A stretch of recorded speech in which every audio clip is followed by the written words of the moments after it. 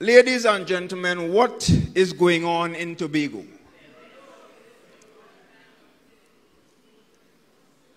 About a month ago, all of us, not just in Tobago, in this country, woke up to a very shocking audio recording in circulation.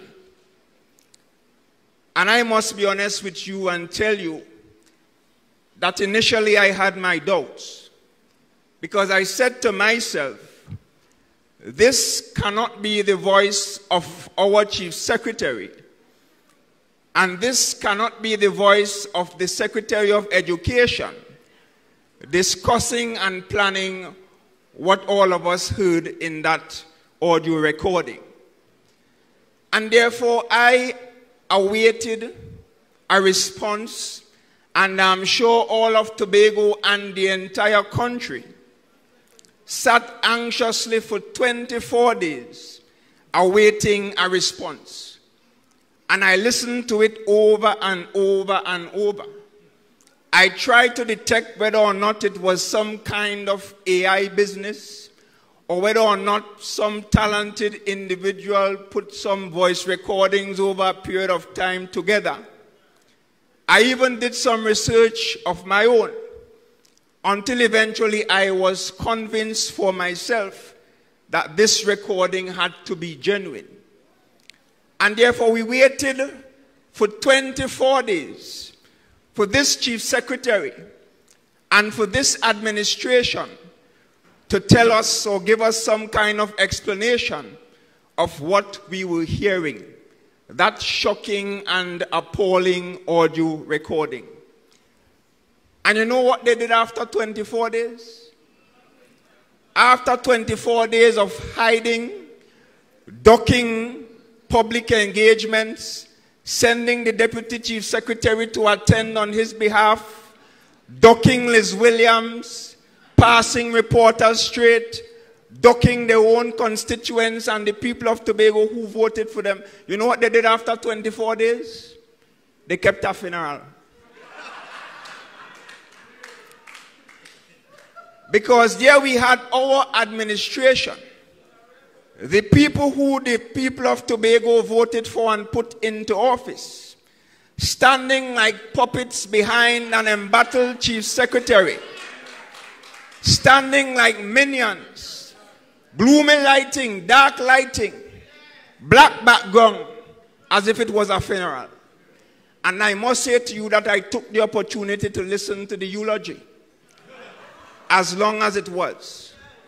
And after 24 days of silence, our Chief Secretary, aided and abetted by his puppets and minions, came and attacked Tobagonians, attacked Tobago businessmen, attacked a young Tobago woman, attacked members of the cabinet.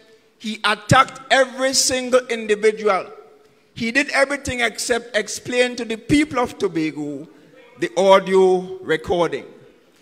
And of course, those individuals will respond, but I want to respond to particular aspects of the eulogy. And I want to ask the director to run a clip for me, please.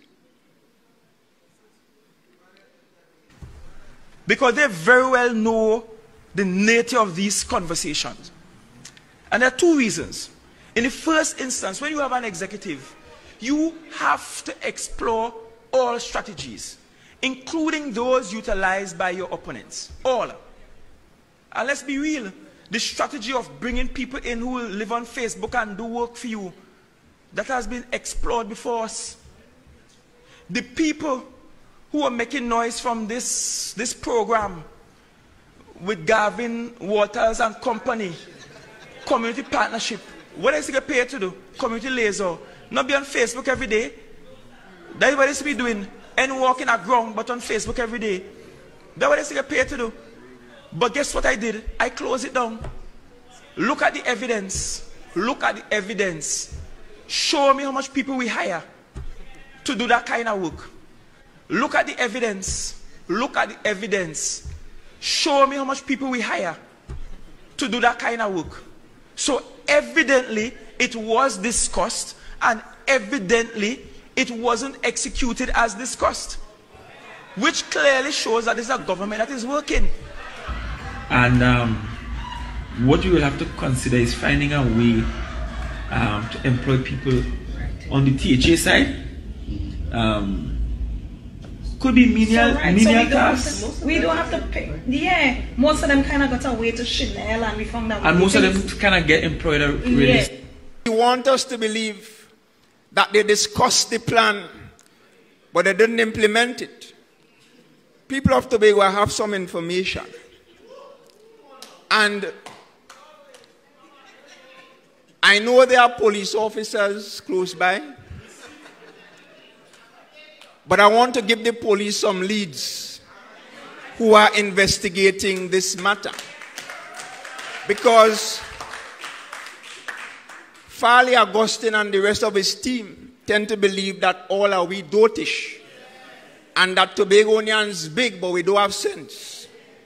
So he's suggesting to us that the people utilized to do the propaganda were only the personal staff of the secretaries and assistant secretaries. Now, of course, every secretary and every assistant secretary, like every minister of the cabinet, has the opportunity to hire a few personal staff members. In my time, in my experience, if you were a secretary or the chief secretary, you had an advisor, a chauffeur, a personal assistant, and a personal secretary. But here the catch. If you got elected on the 6th of December 2021, then I am putting it to them that within 2 weeks or a month maximum after that, all your personal staff would have been hired. This discussion, the audio recording that we heard, happened sometime in the middle to the end of 2022. So therefore, if at that point in time you are discussing people to do propaganda, then it could not be your personal staff, because all of them were hired by then.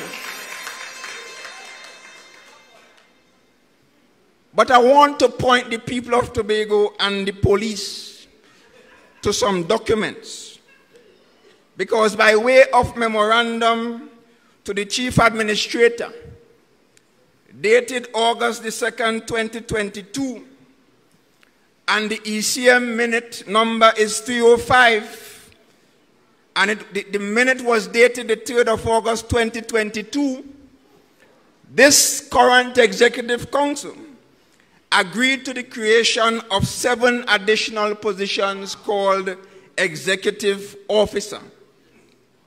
Now, I don't normally like to come on the platform and discuss people, but I want to tell all you a bit about the Chanel, the name that you heard in the audio recording. Because I am putting it to you that the Chanel being discussed there is likely to be a Chanel Felix.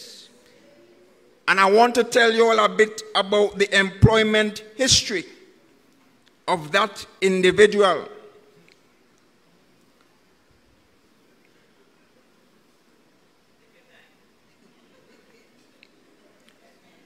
This individual started on short term in the Division of Education, May 2022.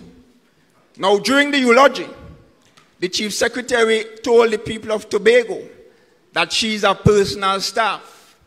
And I want to tell all you that she was not part of the initial batch of personal staff members, but she came in with the 7 executive officers that were added sometime in August of 2022. I want all you to follow me. So she came in on short term in May 2022. And then by November the 2nd, 2022, her employment was approved. But not only was it approved, it was backdated. Because the date of the contract, although the employment was approved on November the 2nd, 2022, she was given a 3-year contract from the 13th of July 2022 to the 12th of July 2025. The salary is TT dollars $13,833, a transportation allowance of $2,000 and a telephone allowance of $400. That is the payment for going on Facebook and posting propaganda on behalf of this THA administration. So I'm putting it to you, the people of Tobago, that it was not part of the personal staff. I am saying to you, the people of Tobago, that your executive council went into the back room, and of course they want to blame the PNM. Who PNM could have sit down in a PDP executive meeting or a THA executive council meeting?